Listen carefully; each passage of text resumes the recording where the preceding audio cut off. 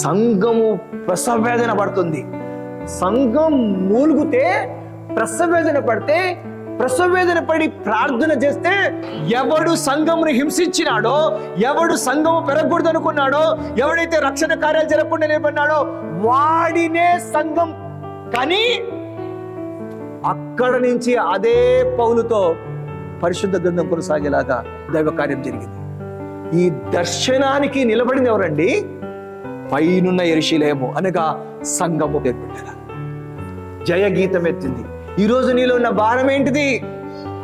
ఒక రోగం పోవాలని మూలుగుతారు, ఒక కార్యం జరగాలని మూలుగుతారు, అప్పులు పోవాలని మూలుగుతారు. వీళ్ళు ప్రసవేదన పడేదంతా కూడా దేనికోసం అని చెప్పంటే దర్శనం కోసం కాదు, దర్శనం కోసం కాదు.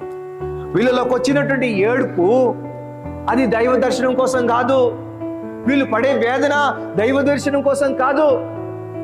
సంగమా, నీ విషయంలో నీ దేవుని చిత్తము జరగడం కొరకు నీకి కన్నీరు లేకపోతే, నీకు ఆ భారం రాకపోతే నీ జీవితం ఎంత? నశించు ఆత్మల భారం రావాలి మనలోనికి. ఆమె కనాలనే ఆశతో ఉంది కాబట్టి, ఆమె శ్రమలకు సిద్ధం కాబట్టి, ఆమెలో ఒక విధమైనటువంటి వేదన, బాధ, నిట్టూర్పు ఉంది కాబట్టి ఆమె గర్భాన్ని దేవుడు తెరిచి తీరినాడు. ఆమె గర్భాన్ని దేవుడు నింపి తీరినాడు. ఆమె ప్రసవించి తీరింది ప్రియులారా, ఆమె ప్రసవించి తీరింది. ఆమెలో నుంచి ఆ జనం రానే వచ్చింది. ఆ సంతానం వల్ల ఈరోజు భూమి మీద ఉన్నటువంటి వంశములన్నీ దీవించబడ్డాయి. ఆ క్రోమ్ బ్రౌజర్కి వెళ్ళి చూస్తే అక్కడ ఉన్నటువంటి ఆ యొక్క వ్యాఖ్యాత చెప్తాడు, ఏమంటాడంటే నిజంగా దేవుడు ఏదైతే చెప్పాడో అది జరిగిపోయింది. దేవుని ప్రజలు అధికమవుతున్నారు ప్రపంచం మొత్తం మీద. సంగమా, జయ గీతమెత్తు, దేవుని స్తోత్రం కలుగుగాక. ఎందుకు వస్తారు ఆరాధనకి? ఎందుకు వస్తారు ఆరాధనకి? ఒకవేళ అలాంటి ఒక సందర్భం వస్తే ఆయన ప్రేమలో నేను ఉంటానేమో, ఆయన నేను చూస్తానేమో,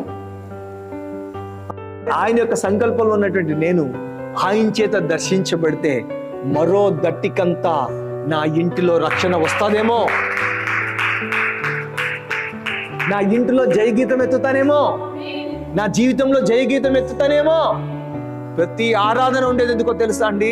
శారా దేవుని చేత అంగీకరించబడేలాగా నువ్వు అంగీకరించబడడం, దేవుని కార్యాలకు తీసుకొనబడడం కోసమే, దేవుని రాజ్యం స్థాపించబడడం కొరకే, దేవుని రాజ్యాన్ని కట్టడం కొరకు శారాని అంగీకరించిన దేవుడు కొత్త నిబంధన సంఘముగా దైవ కార్యాలకు నిన్ను అంగీకరించడం కోసమే నువ్వు ఆరాధనకు వస్తావు.